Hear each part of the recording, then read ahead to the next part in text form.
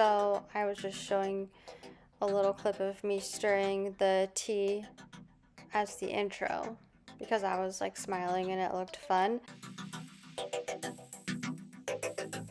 Here I am at the very beginning. I'm using filtered water to boil, and I am trying to make a 2-gallon batch, so I used 2 cups of water to boil. And I'm just showing the inexpensive tea that I use. And there I am holding the jar. And I just thought it was funny. I was holding it like it was a baby because it is alive, and like the SCOBY is alive, and so it actually does feel like it's like a plant or something, like, you know. So there I have the sugar that I'm going to add to the tea I just brewed, the combination of green and black tea. And there I am, like, happy that I'm adding sugar because I've always had a sweet tooth, so I'm like, yay, sugar. So let's see, yeah. It takes a while to stir that sugar because it's just difficult to know like if it's actually all absorbed in the water.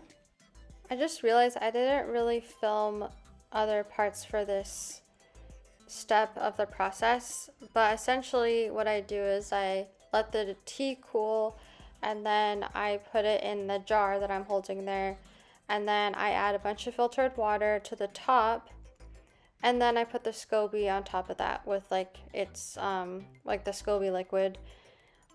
This next part is after phase 1 actually, which takes 7 to 10 days, give or take.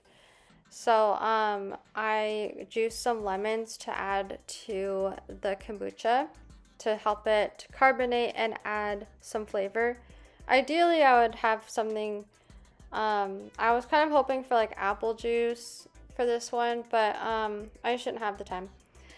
Thankfully, I had those wonderful lemons as a gift from a friend.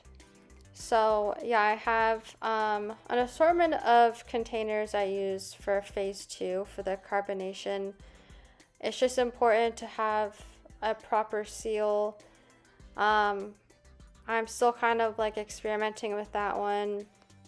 So I mean, experimenting with like what containers truly work.